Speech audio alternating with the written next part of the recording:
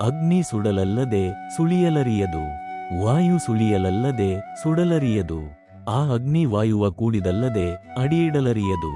ಈ ಪರಿಯಂತೆ ನರರರಿವರೆ ಕ್ರಿಯಾಜ್ಞಾನಭೇದವ. ರಾಮನಾಥ. ಇಲ್ಲಿ ದೇವರ ದಾಸಿಮಯ್ಯನವರು ಅಗ್ನಿ ಮತ್ತು ವಾಯುವಿನ ಉದಾಹರಣೆಯೊಂದಿಗೆ ಜ್ಞಾನ ಮತ್ತು ಕ್ರಿಯೆಯ ಸಂಬಂಧವನ್ನು ತಿಳಿಸುತ್ತಿದ್ದಾರೆ.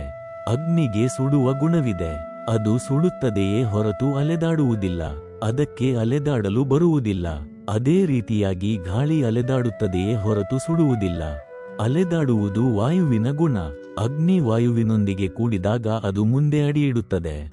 ಅದು ಕ್ರಿಯಾಶೀಲವಾಗುತ್ತದೆ. ಇಲ್ಲದಿದ್ದರೆ ಅದು ಏನೂ ಮಾಡಲಾಗುವುದಿಲ್ಲ. ಅಗ್ನಿಗೆ ಗಾಳಿಯ ಸಹಾಯ ಬೇಕೇ ಬೇಕು. ಗಾಳಿ ಇಲ್ಲದಿದ್ದಲ್ಲಿ ಅಗ್ನಿಗೆ ಯಾವ ಬೆಲೆಯೂ ಇಲ್ಲ. ಅಗ್ನಿ ಸುಡಲು ಗಾಳಿಯನ್ನು ಅವಲಂಬಿಸುತ್ತದೆ. ಇದೇ ರೀತಿಯಾಗಿ ಜ್ಞಾನ ಮತ್ತು ಕ್ರಿಯೆಗಳು ಒಂದನ್ನೊಂದು ಕೂಡಿಕೊಂಡಾಗ ಮಾತ್ರ ಸಾರ್ಥಕವಾಗುತ್ತವೆ ಎನ್ನುತ್ತಾರೆ ದೇವರ ದಾಸಿಮಯ್ಯನವರು.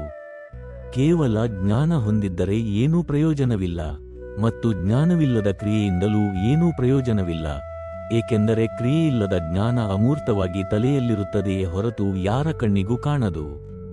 ಜ್ಞಾನ ಕ್ರಿಯಾಶೀಲವಾದಾಗ ಅದು ಎಲ್ಲರ ಕಣ್ಣಿಗೂ ಕಾಣುತ್ತದೆ, ಸಮಾಜಕ್ಕೆ ಕಲ್ಯಾಣದಾಯಕವಾಗುತ್ತದೆ ಮತ್ತು ಸಾರ್ಥಕಗೊಳ್ಳುತ್ತದೆ. ಕ್ರಿಯಾಶೀಲವಾಗದ ಜ್ಞಾನ ವ್ಯರ್ಥ ಮತ್ತು ಜ್ಞಾನವಿಲ್ಲದ ಕ್ರಿಯೆ ಸಂಪೂರ್ಣ ವ್ಯರ್ಥ. ತಿಳುವಳಿಕೆಯಿಲ್ಲದೆ ಯಾವುದೇ ಕೆಲಸ ಮಾಡಿದರೂ ಅದು ಉಪಯೋಗಕ್ಕೆ ಬರುವುದಿಲ್ಲ.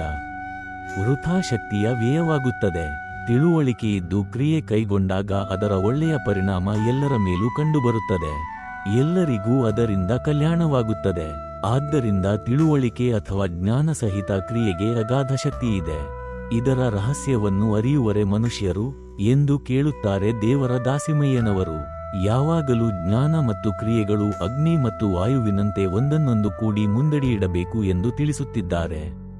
ಈ ವಚನ ಅತ್ಯಂತ ಸಮರ್ಪಕವಾದ ಉದಾಹರಣೆಯಿಂದ ಜ್ಞಾನ ಕ್ರಿಯೆಯ ರಹಸ್ಯಮಯ ಸಂಬಂಧವನ್ನು ಅಂಗೈಯ ನೆಲ್ಲಿಕಾಯಿಯಂತೆ ಸ್ಪಷ್ಟಗೊಳಿಸುತ್ತದೆ.